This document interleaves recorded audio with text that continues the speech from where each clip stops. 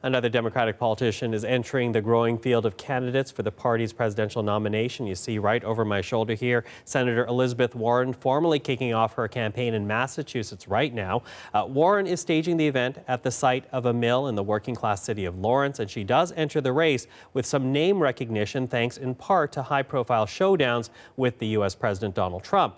With that, let's go to New York right now. Melissa Kent is tracking the announcement from Warren today. So, Melissa, good to have you. Tell us a bit more about Elizabeth Warren and her decision to run for U.S. president. Well, Michael, today's announcement does not come as a surprise. Elizabeth Warren was the first major Democrat to announce that she was forming what they call here an exploratory committee on New Year's Eve. She's a senator from Massachusetts. She's 69 years old, describes herself as a capitalist at heart who is all about the working people.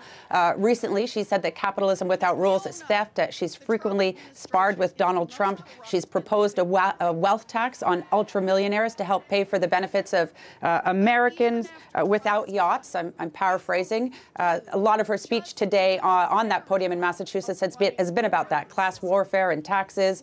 Many had wanted her to run in 2016 against Hillary Clinton for the Democratic nomination. She was adamant she would not. Her candidacy, of course, has been plagued by a very public scandal here in the United States. The senator has had to apologize for identifying herself as Native American for almost 2 decades. And this scandal was made worse this week, especially in American media, after a 1986 registration card for the State Bar of Texas marking her race as American Indian was made public. She's apologized again for not making the distinction between having some Native ancestry versus being a Native American.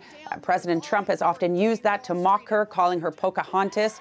Today, she was endorsed by 3 sitting members of Congress, among the first to get such an endorsement, including the very high-profile backing of Congressman Joe Kennedy of Massachusetts, of the famous Kennedy dynasty. She walked out onto the stage today to the popular Dolly Parton song, 9 to 5.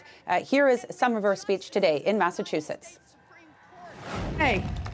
Millions and millions and millions of American families are also struggling to survive in a system that's been rigged by the wealthy and the well-connected.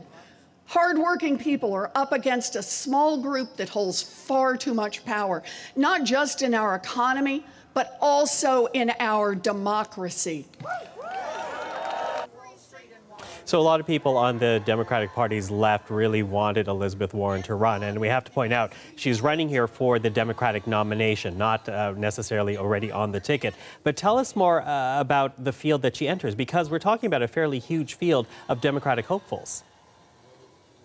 Well, Michael, it's growing, and it is growing fast. And this is what happens when there's no presumptive leader like there was with Hillary Clinton last go-around. It's already the most diverse in history, with 2 black senators, including 5 women, a gay man, and even an Asian entrepreneur among the announced or potential candidates. To name a few, Kirsten Gillibrand, the junior senator from New York, announced that she'd be running on The Late Show with Stephen Colbert on January 15th. A few days later, on Good Morning America, Kamala Harris, the senator from California, announced that she was throwing her hat in the race.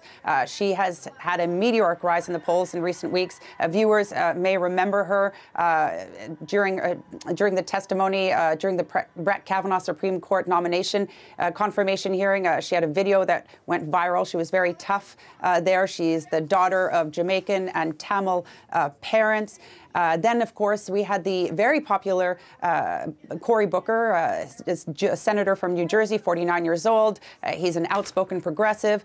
But, of course, name recognition is everything. So the big gorilla in the room here is Joe Biden. Many people are waiting to hear if he is going to throw his hat in the race. Many are waiting to find out if he will, and then they'll back him. And if he doesn't, then they may run.